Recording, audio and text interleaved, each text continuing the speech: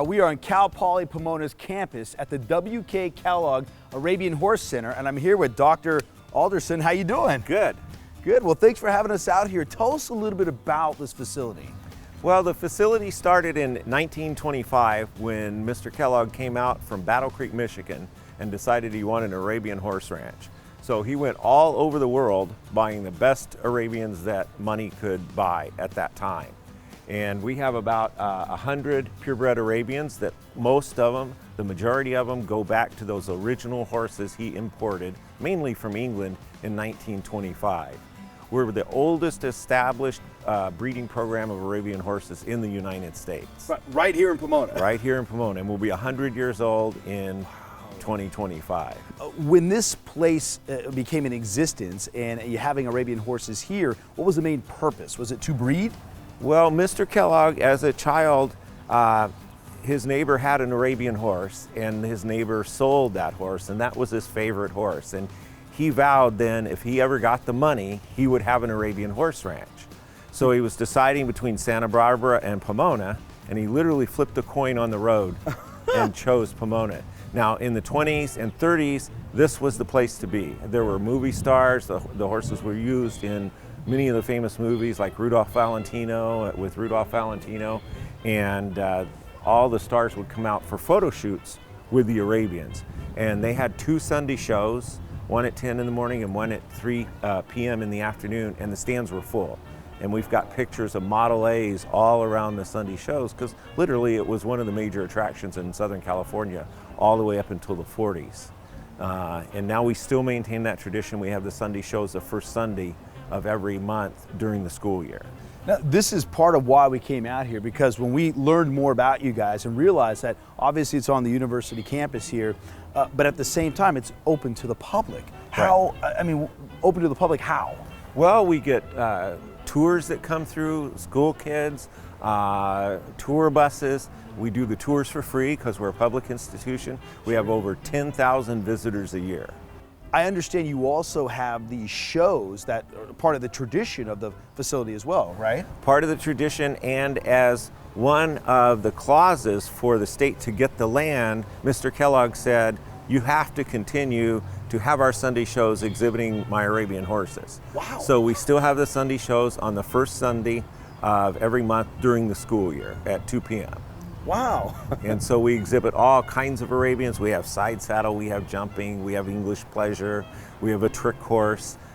So people get a good idea of what an Arabian show horse is. Wow, and you said the first Sunday of every month? First Sunday of every month during the school year. During the school year, okay. Because it's mainly a student activity. We have a lot of students participating in the Sunday shows. And I understand you have students that basically are running the facility, if I'm not mistaken, correct? Well, they assist greatly. We have a feed crew and a cleaning crew. We have 6 students that live here in the stables full-time to help with the horses. And then we have about 15 total student employees taking care of the horses. So they learn a lot about horses while they work here, and they can earn some money towards their education. Sure, sure. Let's go back and check out some of the horses here. This is Dainty Dancer. She's one of our brood mares, and again, her mare line, her mother's mothers, we call that the tail female line, go all the way back to the horses that were bred and raised by W.K. Kellogg in the 1925 to 30 reign. Mr. Kellogg. How old is she? She's about 17 or 18. Okay, okay. Okay, she's an older mare, but she had another very healthy colt, and now how old is? He's 2 days old. 2 days old. Mm-hmm. Wow! Oh my goodness. So you told me to stay behind you or around you. Yeah, so this is old hat for her, so she's pretty good at it. But some of the mares, especially over the first couple of times, they get very protective, and you don't want to get between them and their foal because they'll take you out. I'm not going to argue with you at all. So wow, 2 days old. Yeah. Well, they stand within 20 to 30 minutes of being born. Now, do you deliver them here? Yes, we do. We have cameras on our foaling stalls, which are uploaded to the web, so we can go to like our laptop or our desk and watch whatever activity's going on in the stall 24 hours a day, and we don't even have to be here. And how many new babies do you have a year, foals do you have a year? Well, we try to have, our goal is to have 16 to 20 new foals a year. This is our 5th one this year, so we've got about 7 or 8 more to go. Wow.